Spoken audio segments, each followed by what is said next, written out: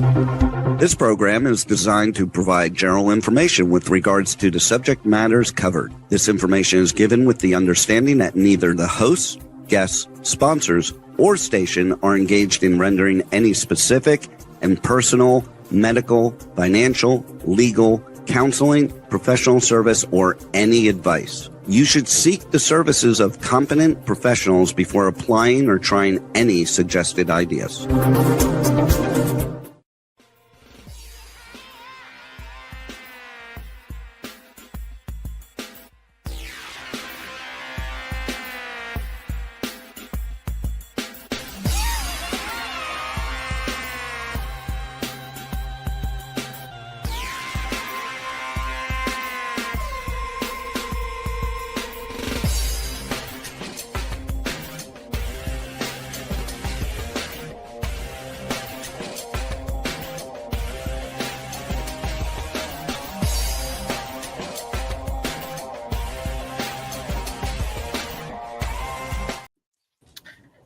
Hey there, it's Brian Sebastian, movie reviews and more, and I'm so happy today because not only is it another Giving Tuesday, which is every Tuesday is giving.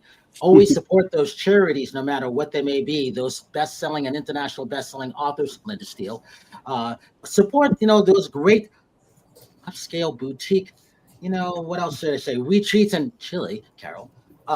Those are really, really important. And, your fellow directors, Evan. And you know what? I look forward to seeing these nice wolf dogs walking around, the wolves and the dogs, and trapped into both worlds that they may have. And also, when it comes to artists and collecting art, Howard Wiggins. Howard's face is moving, so that means he can hear us. But we never know if Howard can actually see us. It's like our running joke every week. It's even Paula was like, "Is he moving? I think he's moving." This is funny. But the good thing about this show, this is 183 live shows in a row. We will end the season, if we get to another 2 weeks, with 185 shows, live shows in a row, and still counting, which I'm really, really happy about. But I'm happy that everybody's here because Evan, director, Blind View Productions and everything like that, it's good to see him. I'm glad that he's all the things he's been doing because, let's see, I think he was shooting with Dancing with the Stars lately and a couple other things. You just never know if he's on a mountain with wolf dogs or whatever the hell he's doing. But I know he's out there. Evan, people can't follow me wherever state I am. I can't follow you, whatever project you're working on. But I'm very, very happy with what you're doing. My hat goes off to you, literally, because you're busy. And I know you just got into Texas today. Linda Steele, let's have you introduce yourself with who you are. Go ahead. Hi, I'm Linda Steele. I'm an international best-selling author with my book, Nerves of Steel. And I also am a business owner. I've owned gyms in the Chicagoland area. I've been in the fitness industry for over 20 years. And I'm also a nutrition expert. I am part owner in Macro Made Meals. It's a meal prep company local here in Chicago, but we do service the surrounding states.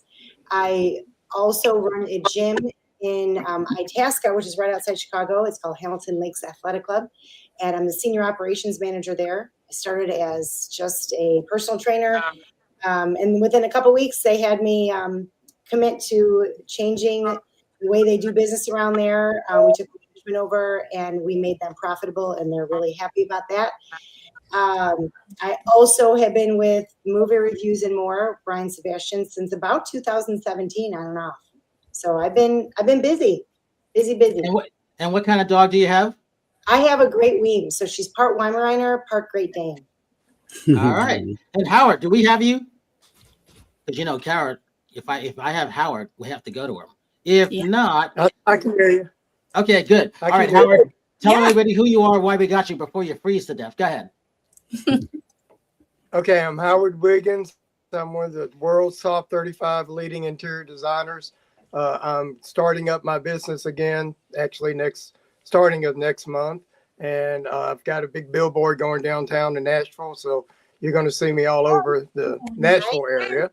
And then I'm going to expand to Atlanta and Knoxville and Chattanooga and go from there. So, wow. And why we still have sound on you and everything. Talk about the room that you're in and that art you have, because you're an art collector. Go ahead. That's a bone gray painting on that side of the room. And it's just my upstairs hallway, just my art gallery. Yeah. I've got Yeah, let's see, Jess. that's Einstein on the door. So And that's it. Carol Register. Hi, I'm super excited to be here with you guys tonight. I have amazing retreats to wealth at my boutique retreat estate in the Andes Mountains in southern Chile. And you can actually transition uniquely into a private invite year-long program that I run, helping people operate in the fullness of their wealth at 7 figures and beyond. So if you'd like to find out what it takes to qualify, just reach out to me.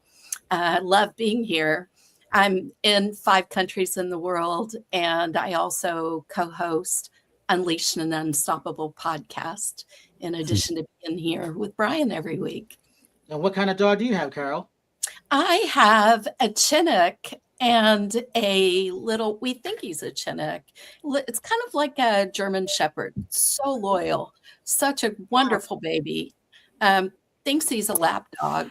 Yeah. Of course he does. And then we have an actual little runt, a mix that was gifted to us. Kissy is her name, and she's fabulous. We're starting to learn a little bit more about what breed she's made of too, which is cool. And then, Evan Morton, director at Folsom's Rum, this great short film that I found at Dances with Films in Los Angeles. Yes, Paul and Steve, I saw you guys there. I took pictures of you guys there. But Paula, you and your other friend, I still have this thing, and I tell everybody across country and around the world, these 2 women came in with these wolf dogs. They look like professional bodyguards to me. I'm like, don't you dare. No, they did. The way, because I'm like, before I saw them, I'm like, I want to have a wolf dog. After they brought them in, I'm like, there's no way I could have a wolf dog. Because these women, they look like bodyguards just bringing these wolf dogs in. And then Steve was there, and I was like, I know he's there, but what's he doing? So here's the thing. They're co-founders of this, which is really, really important. The Apex Protection Project. And I love what these people are doing. I love the fact that you guys are saving these wolf dogs, because I always tell people this, and I'm sort of relaying the message a little bit, that, they're a wolf and they're a dog, but they're in that middle divider, just like that great poster you have. And a lot of people don't talk about those things. Talk about how these things came along, and then we'll get into Evan and how he found this and decided to do this, because he's taken this a couple extra steps now too. Paula, you first, women, because we support women on this show all the time. Go. Now I'm put on the spot. What is the question? What am I? About you, how you were such a badass on that red carpet with wolf dogs. Yeah. Brian talked about that forever. It takes a lot of work. It's taken us years. I was actually a dancer many years ago, so I was always trained to go up. So when I first started handling wolf dogs, you're supposed to kind of ground your energy, but every time they would start to become challenging, I'd go up instead and go flying through the air and end up on my face. It took me years to learn how to squat. Dragged on her back many a time by a wolf dog. Wow. We started, we were looking for a way to give back. We were both focusing on other careers, and we really wanted to be of service, and we both have always loved animals, and particularly wolves. I was that little girl who was always getting tons of wolf stuff every Christmas from her family, and an opportunity arose that allowed us to start volunteering. And, we started volunteering once a week and learning about them. We were completely green. We had no idea, what we were doing. So we just had to start from the very beginning. And it was the Wild West for us. And we made a lot of mistakes, but we learned a lot. And over the years, we became more and more passionate about the plight of the species. Then we adopted Taboo. Oh, that's right. We adopted one of our rescues from the sanctuary that we were volunteering at, and that was the beginning of everything. It changed our lives, and we opened Apex 10 years ago. 11 years ago. 11 years ago.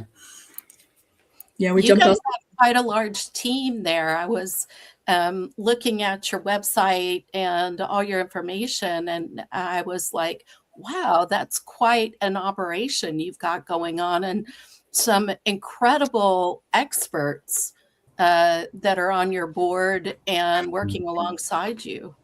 We're very lucky. Yeah, we surrounded ourselves with people way smarter than us.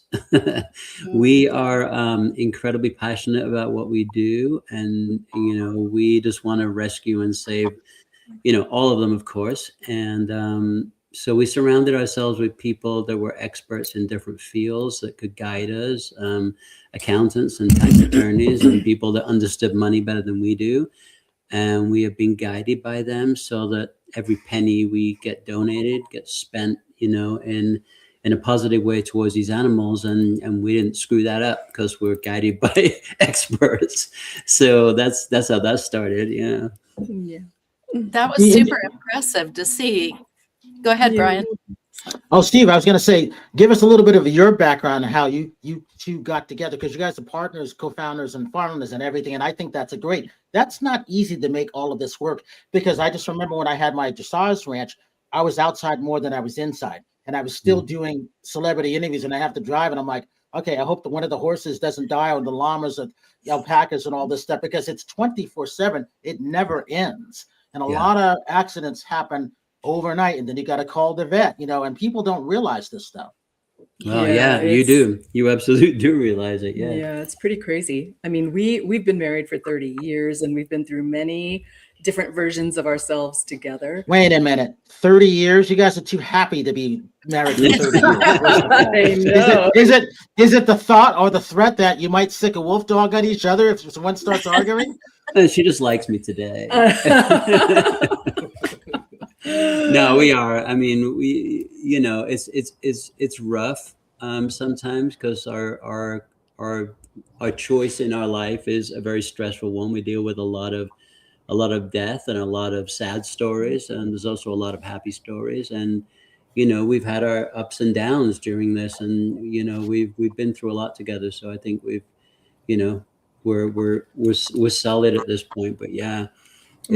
But you're right, and it's really amazing that you can really relate, Brian, to the lifestyle that it takes to do this, because it is very stressful, and you don't really know what you're in for until you start to do it, and then you realize that a lot of emergencies do happen in the middle of the night, so you find yourself not really getting a lot of good sleep. You have like mother and father's ear going on every night, all night, and you have cameras on all of the enclosures and every room so that you can see at all times what's going on, and you get a little you can get a little crazy with that because you become so protective of these beings.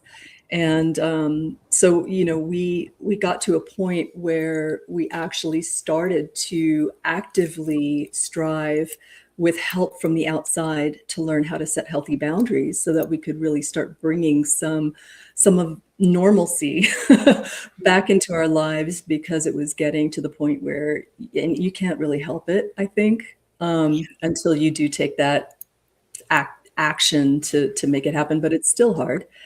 And, we're always checking the cameras. We're always checking on them. Every little thing, you're like, oh my gosh, what was that? What was that? It can be a little stressful, but it all comes from a good place. Yeah. Hey, Evan, talk about you capturing the things behind the scenes, because that's important. And then making a short film, and then the other stuff that you're doing, because when we last have you on, we haven't really stopped talking about you. Occasionally we bring you up, and I talk about, the two girls that I always see, because, sorry, Steve, those two women, I was so impressed by just the dominance that they had with those dogs. And so is that the first time that they've been on a red or gold carpet at all? I'm just gonna cut in here real fast because of what you just said, which is really interesting, because that might have been what you perceived. But these women have a very deep bonded relationship. They've spent a couple of years each building very trusting, loving, respectful relationships with these animals. So it's not that they're dominant in any way, shape, or form. It's that they have a mutual agreement of respect and trust with each other that allows them to be on leash with each other. And we teach the wolves and the wolf dogs that being on leash is like holding hands. It's not, one is not more dominant than the other. It's definitely a mutual thing, but it can obviously from an outsider's perspective, look, they are strong women, that's for sure. Yeah, they are. But it definitely is something very different going on behind the scenes there. Well, they are strong women. I mean, Linda Steele. I'm like, Linda, that could be Linda Steele holding them and walking side by side. That's the presence that I thought, the strong, dominant. And they come up to you, not the other way around. And I always tell people that because I don't have my dog yet, but it's one of those things where I always help all of my friends' dogs cross country. Even when I went to Linda's house, I was like, I love her dog. I you know what I do when I'm walking down the street? I don't say hi to the humans. I say hi to the dogs. I don't care about the humans. I'm like, everybody likes dogs better than people anyway. Well, yeah, because you can't go wrong having a dog. It's just one of those things which is great, Yeah. And it doesn't hurt that a lot of our volunteers look like supermodels. I don't know how that happened. A lot of my friends are like, do you only have supermodels as volunteers? I'm like, no. They were the people that came, and so I don't know how that happened, but on the red carpet you've got wolves and these girls, and he was or men, gorgeous men too. Yeah, we don't have many men. It's LA. I need a little more testosterone over here though, because there's not many men. Did I see it? Your director is from overseas. Was it Oksana? Yeah. She's our lead of operations. Yeah, lead of operations. And man, what a wonderful example of a beautiful person that is putting so much of her life and herself into joining you guys in this vision of caring for these animals. It was really interesting to read the stories. Very honored to hear you say that. I think that would mean a lot to her. She started out as a volunteer, and she works so hard all the time, and now she's on payroll, and she's just, they keep us sane. They really do. Well, that team, right? Yeah. Hey, talk about what you're looking for when it comes to volunteers, and then Evan, chime in on what you capture behind the scenes, because that's really important, not only for the short film, but for the feature and the stuff that you're working on in the middle of Dancing with the Stars and all this other stuff that you're doing. So, as far as volunteers, go ahead, Evan. I'll answer that later. Oh no, sorry. I'm at the mercy of the internet here at the hotel in Texas, middle of nowhere. So it's cutting in and out a little bit. Don't worry about it. We're used to Howard all the time, so we get it. No worries. Evan, go ahead. Tell us how you came into this and what you wanted to capture. What's most important? Yeah, I really wanted to help tell the story, Folsom's Run, on the amazing work Paula and Steve do. They inspired me just from coming there and going on a hike for a day, and now I'm like 5 years deep in a feature film documentary, and the shorts going on to various so it was a dove pretty deep in there, and the shorts going into other festivals. It's screening at the Utah International Film Festival coming up here January 4th, so just in time after the New Year's, we'll get to see Apex on the big screen. The first festival with this film outside of California. So excited for that. And I'm out here in Texas filming for the feature film, which I've filmed about 50 days so far. So it's growing. And there's an amazing story out here with coyotes with lost DNA for red wolves, and trying to help capture that as part of the feature film that I'm doing. Oh, that's super interesting. Lost DNA. Tell us more. So a while back in the 1970s and 80s, we eradicated the red wolf, which is the only native wolf to the lower 48. And we gathered up the last 14 of them. 12 of them were used for breeding for a captive population. And we found DNA outside of these 12 founders in coyotes here in Texas and Louisiana. So it's lost DNA, it's extinct DNA. Some people call them ghost wolves. Some people Gulf Coast canids. So it just shows the resilience of these animals to survive by any means necessary. Anyone that thinks it's a bad thing that they hybridize with coyotes, we can blame ourselves for eradicating the wolves in the first place and not giving them an option. So it's very nuanced, it's very layered, but I think it shows that, you know, as they say in Jurassic Park, life finds a way. Mm-hmm. You know, can any of you three talk about the origins of how wolf dogs came together? And, you know, they also control the population too. And people forget this. Without wolves, without coyotes, you know, Mother Nature knows what it's doing. It's the humans that screw everything up. Yeah, that's You for sure. want to jump in on that one? Yeah, I mean, you know, the trophic cascade, I mean, it's been shown and proven all over the place, but no more than in Yellowstone in the 90s when they reintroduced wolves into Yellowstone and the park came back to life again. You know, the trees started growing, the riverbanks started solidifying because of the grass, because the elk were overrunning the park. So yeah, we need wolves. We need wolves for many, many reasons. And we are definitely the issue, unfortunately, thinking that we can control. I mean, we try to, quote unquote, control nature, and it's not working out very well for us. And then when you look at wolf dogs, you know, we do a lot of educational experiences. And so we see almost on a daily basis when people who have never been around these animals before come in contact with them face to face. Yeah. Many of them just burst into tears and they can't understand why, or they hear them howl and it just brings this emotion to the surface. And, you know, they don't realize that it's because we have this primal connection to them that's actually quite ancient, that we evolved as two species together. And that's also in our DNA. And it's a part of us that's become kind of dormant and forgotten that comes to life when you're back in their presence. So it makes a lot of sense that people would want these animals in their lives. They have this strange urge to want to be with one.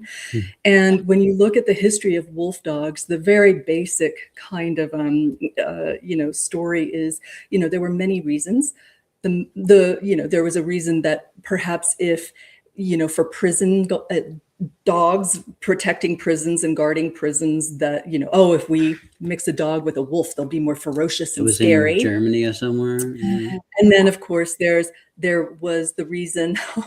That's Strider. There was the reason for a lot of the breeds that we have created over time also have a lot of you know, health issues and weak immune systems. And they were hoping by breeding them with wolves that they would have stronger immune systems, not really thinking, oh, we're going to come up with something completely different, which is the wolf dog. And so we have these creatures and, you know, we were able to sell full wolves pretty much legally across the country. And then they became illegal to sell as wild animals.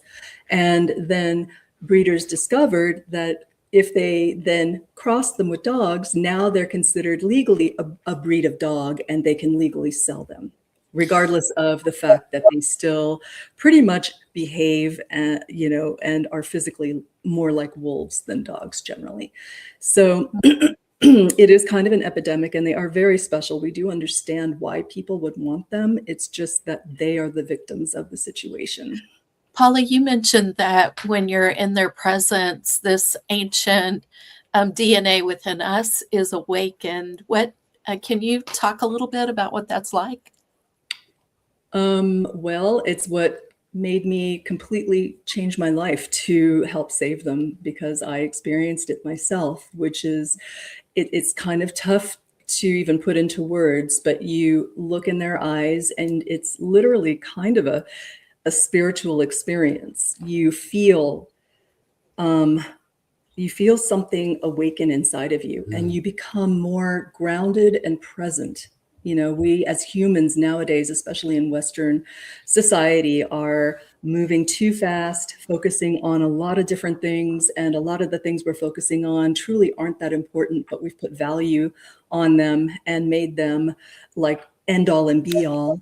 And we're not really paying attention to the present. And when you're with these guys, that's all they're aware of is the present on such a high level. And when you're with them, it almost is catching. You all of a sudden just go, holy cow. And you kind of take everything in and go, this is why I'm here. Although Leopold, the famous, one of the first wolf biologists, said when you look into the eyes of a wolf, you see your own soul. And it really is that they connect you. And there's a lot of biologists that agree that we are connected to these guys on a DNA level. They became our dogs. They were the first animal companions that we connected with as primal humans. So there is a DNA connection there. So when they do howl and you're sitting amongst them, it evokes an emotion. And we've seen it not just, we've seen it many, many times, 30, 40, 50 times, people coming up here and just bursting into tears and apologizing. And we're like, no, it's okay. It happens.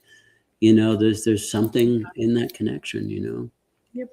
And they've done tests where they've hooked humans up, with electronic devices to measure all of the things going on with their body. And they show them a picture of a human baby, and they record the body's reaction. And then they show them a picture of a wolf. And what they found was that both elicited almost the exact response. Wow. And so that tells you a lot on a scientific level, about that ancient connection. It's really cool. It does. It does. Evan, when you were doing Folsom's Run, and were you having to deal with being in the physical presence of wolves and or wolf dogs in a way that you had not experienced before, tapping into what Paula and Steve deal with on a regular basis? Kind of the behind the scenes question, more than the what you were documenting. Sorry, cut out there for a second, but from what you're asking, I never experienced wolf dogs before in my life, and I didn't really think of wolf dogs prior to going to Apex. I knew dogs, always had dogs, knew about wolves, thought wolves were amazing and beautiful and all of that. But going there really showed me how polarizing wolves are in this country. And I hate to say it, but in a lot of parts of the country, they're seen as the abortion topic of wildlife conservation. And I know that sounds very harsh, but we've seen this tug of war going on politically and reflected in the division we see in this country. And I think some things should be nonpartisan. And I think when it comes to conservation, it shouldn't be politicized. And it is tough because the historic range for wolves is no longer the same that it was pre-colonization. There's not as much space we've developed. We have obviously ranches, food, hundreds of millions of people, but we have to figure out a better way to have successful reintroductions, to mitigate conflict, to create a better space for humans and animals to live together. And I think if we can do that with wolves, I think it could really reflect what we could do as a society with one another. Don't want to put too much pressure on a single species here, but I just think you look at historically the baggage that came with the wolf from Europeans when they came here, the big bad wolf, fairy tales, Little Red Riding Hood, the list goes on. And then you look at the Native American culture, and you don't hear about kids being killed or eaten by wolves. And Native Americans didn't have guns to protect themselves, pre-colonization. And there's so many amazing stories about wolves culturally in America. So I think the American perspective of wolves is like very nuanced. It's not as cut and dry as we think. And it really varies all across the country, depending who you're talking to. That's what Paul and Steve inspired me to do, is go down this rabbit hole and see, why is this animal so polarizing? Why do we have these conversations that we don't have about bears or mountain lions and these other animals face their own challenges, but they're Yeah. not under the magnifying scope that the wolf is. And I think it is tied because of our DNA, our history, our connections, our love for, man's best friend, the dog. And also part of what people perceive as like the history of this country with the cowboy, the rugged cowboy, and ranching and providing food and the hard work. And unfortunately, there's conflict that's not going to be resolved overnight. And my job with this documentary, the feature film, is to really try to bridge this gap. That's my goal. And yeah. Guys, I got to say that I think I'm speaking for both Paula and myself.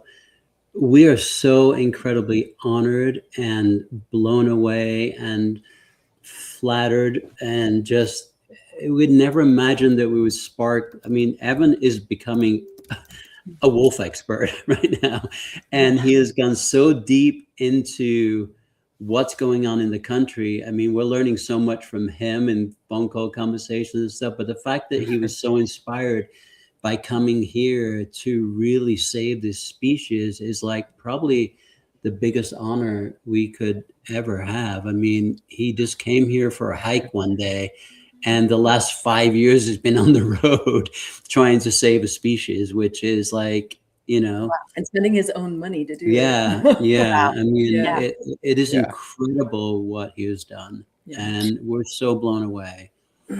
Jeff, there's a Jeff in the comments here a minute ago. I think it was Jeff that said he'd like to support the project. So that's awesome. That is wonderful. Yeah.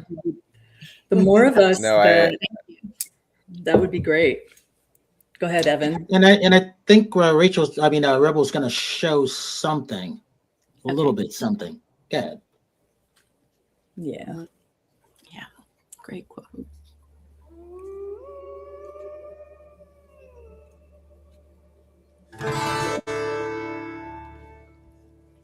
In the world, is there a place for wolf dogs? In my personal opinion, I think we should allow wolves to be wolves in the wild. And if we're going to adopt a dog, it should be domestic and obviously rescued. If we are going to manipulate it, we're going to play God, that's probably not a good thing.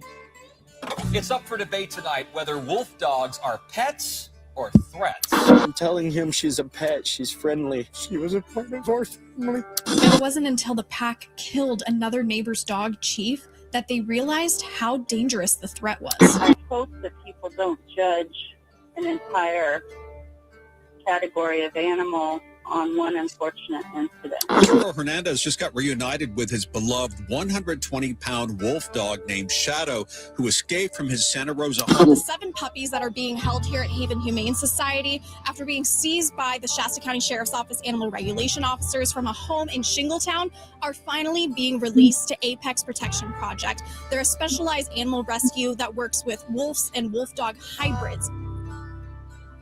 Paula and Steve are the founders of Apex Protection Project, a non-profit organization dedicated to protecting wolves and wolf dogs through education, rescues, and advocacy. They have over 15 years of experience handling wolf dogs. Today, we get to follow them on a local rescue mission. Do you want to jump up there and I'll pass you some stuff? So we got an emergent call. See, just to see a little bit of that is fascinating because of all the stuff that goes on. And my hat goes off to you. I'm going to do something after March to help you guys out. I would definitely like to go and see this myself because I find it fascinating. I mean, I think of when Linda comes on, I think of Linda. And by the way, your mom's here too. So, but I think of I think of Linda's. I know exactly.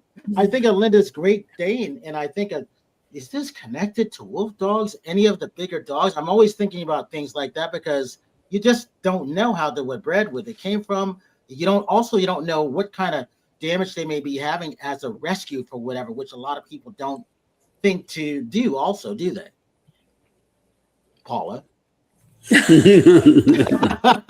I mean, In all honesty, I've seen some transformations that have been miraculous just by surrounding the animal with love.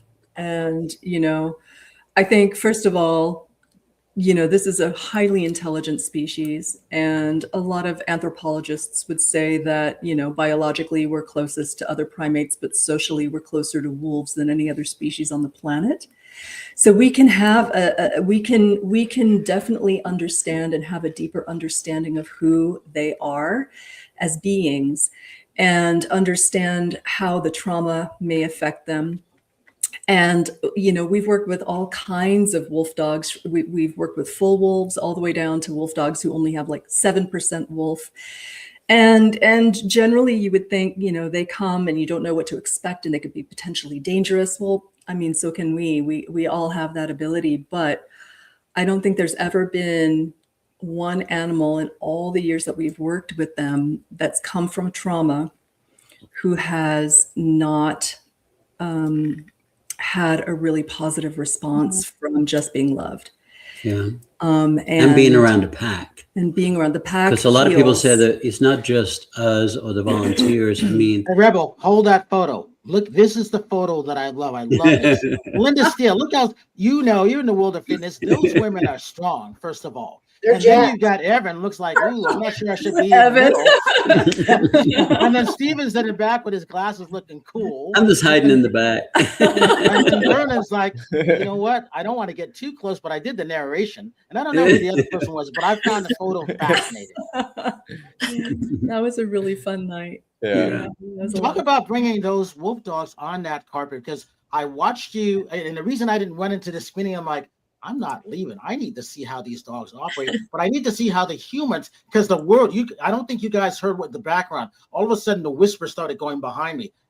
What kind of dogs are those? Those are huge. There's women bringing these dogs in, and then you brought them, the two ladies brought them back out. You brought them back outside. Why was that? Were they too exposed to the bright lights and a big crowd? Is that what that was? Yeah. So on a normal situation, most of the screenings, we don't take them because we don't want to put them in a position that they don't want to be in. Now, Thor and Rama love people. They're really good around people. Rama craves attention. We've rescued over 400 in the last 17 years. Wow. And Rama is the most human loving wolf dog you will ever meet. He just loves humans. Now, Thor grew up as a puppy. If we fed him from 2 weeks old, bottle fed him, and before his eyes were even open. So he's very used to being around people. The majority of wolf dogs are terrified of any situation, and we especially don't want to put them in a situation that they would be uncomfortable in. We knew that Thor and Rama would be comfortable for a moment or two in that situation because they're around schools and they go out, and Thor's crashed out on the couch right next to me here, which is not normal. I really need to emphasize that, because if I showed you him right now, everyone would want one. And it's not like that. I mean, out of the 400, most of them are terrified of situations. They don't want to be inside. They're scared of people. So that's not a normal situation. So we talked to the film festival and we really wanted to bring them just because of that impact for the movie. But at the same time, we didn't want to be using them for attention. So we said, listen, if you can sneak us in the back way, we can walk them onto the red carpet. They will take some pictures and then they're going to want to leave. And they actually wanted to stay. Rama was jumping on everybody, kissing everybody. He was having a ball. And it was just like, whatever. But that is not normal for a wolf dog. I really need to emphasize that. And just to add to that, we also, we know the sensitivities of these guys, and we know how to set up the environment for success. Everything we do, we try to do on their terms and based on their personalities and what we know will make them comfortable, what we know will not. They actually were surrounded by a lot of people that they already knew. They know Evan. They've spent a lot of time with Evan. They know Vernon. So when we arrived and they saw all of these familiar people that they consider friends already, they felt like they were just at oh, I'm at a gathering with all of these people that I know and feel safe with. And that kind of helped in relaxing them. And we were all smiling and laughing and feeling comfortable. And that also, kind of gave them the sense that, oh, I'm safe here. And we had a wonderful time. I mean, and then we made sure that we didn't overexpose them to a high level of energy because they're so sensitive to energy. We want to really respect that. And, and then we're very careful about the length of time. And so we take a lot of things into consideration when we're planning something like that. Yeah. As you were that's what I describing, thought it was. Yeah. as you were describing him being comfortable, I was like, aren't we humans exactly the same? Yeah. We are. Yeah. And when we have people come out to our ranch for an educational immersive experience, the first thing that we do is we talk to them about, the way that we're going to meet these guys is not like you meet a domestic dog. It's like you meet another human, taking into consideration how we feel when we meet another human, how shy we might feel, uncomfortable, insecure, all of these things. And we want to take all of that into consideration because we have to remember too that these guys were born into, against their will, pretty much into a human world. And that's not where they're most comfortable. So our responsibility, while we are sharing the experience of meeting them, because honestly, meeting them transforms people into advocates to protect them. But Look what happened to Evan. It's also about making sure again that everything is on their terms and that we are really doing everything according to their comfort level. We want to it's our responsibility to do everything we can to make them feel safe and comfortable in a human world. So all of that is always thought about. Hey, Evan, talk about what you've been doing. You not only, have captured this in the wolf dog world now, but you do other things too. Talk about there's other things that you do because you're a filmmaker, obviously, still too. Yeah.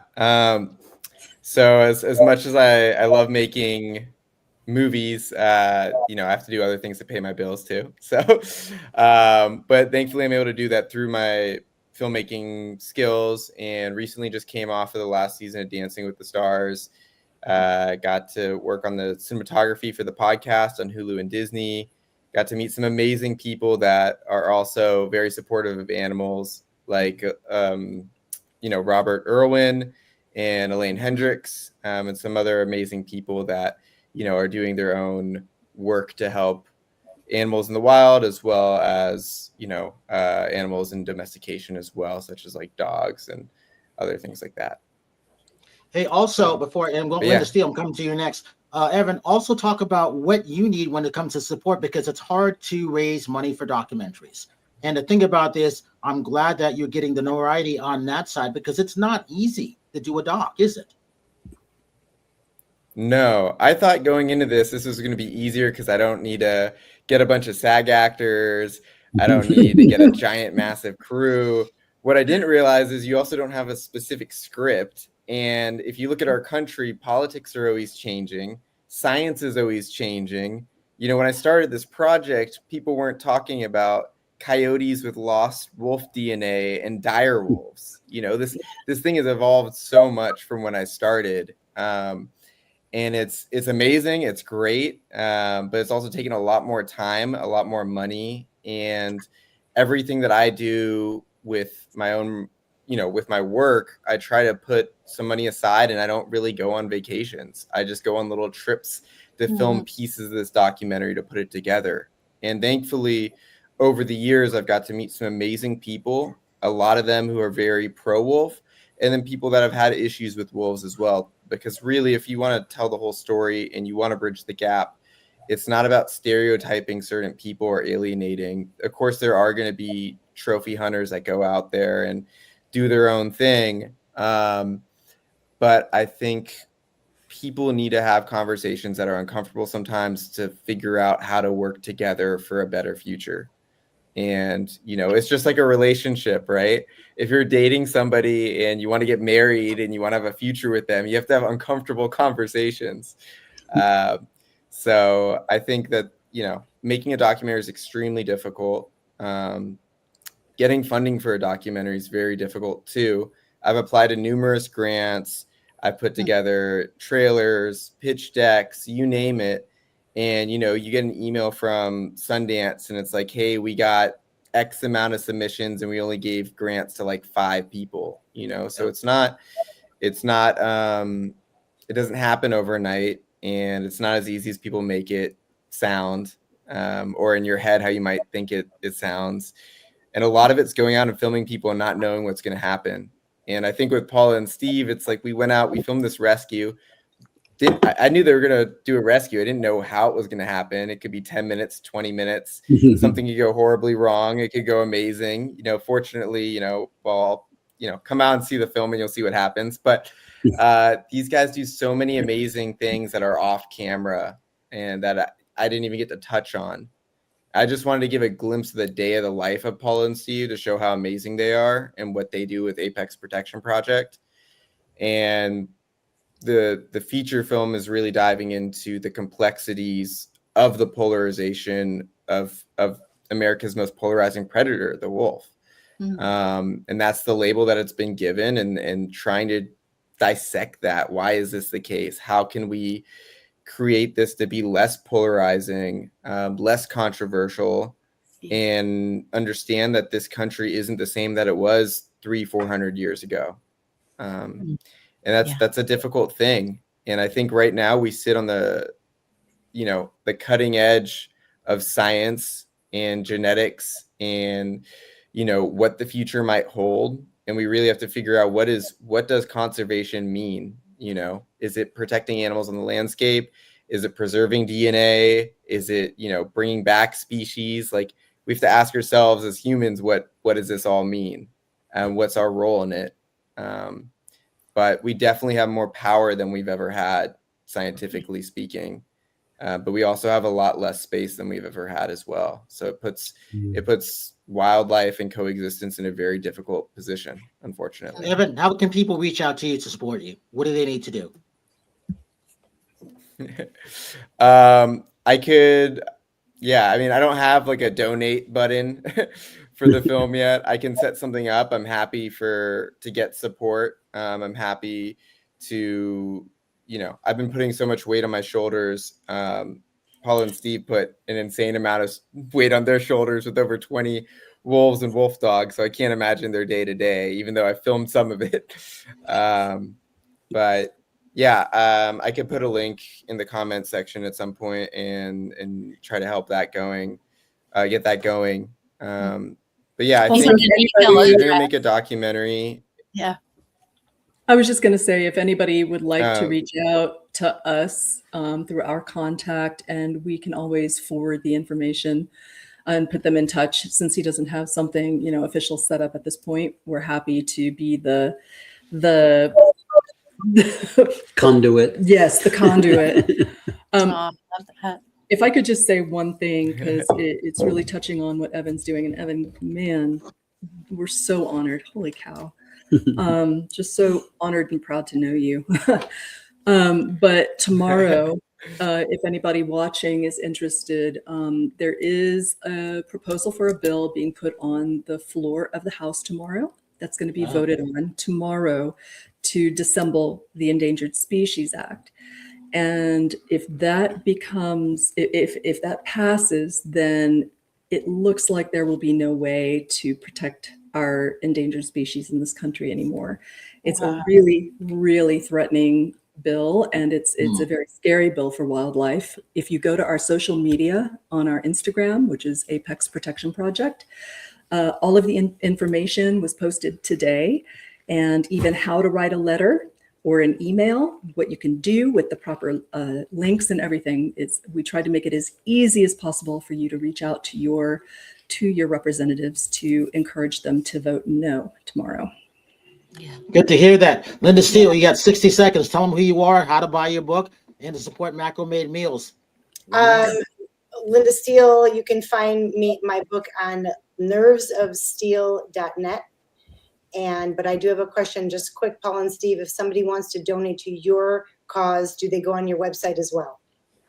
Yes, they can go onto our website. You can also do it through Instagram or Facebook, social any media of our social platforms. Great. Matter of fact, this is Caroline Wolf She's our social media manager. Hi guys. Working on social Hi, media right now. Hello. Hi Evan. We're so lucky Hey. to have the team that we have. So she's going to kill me later for doing that. Yeah, but definitely through our website, apexprotectionproject.org, or on any of our social media. On TikTok, we're Apex Wolves, and on Facebook and Insta, we're Apex Protection Project. Okay. Thank you. Carol, register real quick. Go. At NeuroCoach Carol on Instagram, or Carol Register, and LinkedIn and Facebook. Hey, and we're out of time. I got to thank everybody, including, Linda's mom, because that's important. Very, very important with this, especially with wildlife. And like I said, I never knew I was going to do stuff like that with horses and kids that were autistic and going around and, taking care of a lot of my friends' dogs and their animals cross country. I didn't see that one coming 10 years ago. But it's been one of the most rewarding things to do. And it is 24/7. There aren't any days off. And, when feed prices go up, and then you gotta put diesel, fuel in your trucks just to get all this stuff going. I understand, but here's the thing. You have to support the arts. You have to support these things that are being talked about. It's very, very important. Your documentaries, your authors, your neuro coaches, those people that take care of wolf dogs. So as I always say, have a good night tonight, a better day tomorrow. You see someone without a smile, please give them one of yours, because the world needs it. This is Movie Reviews and More. I'm Brian Sebastian, and we'll see you next week. Yeah.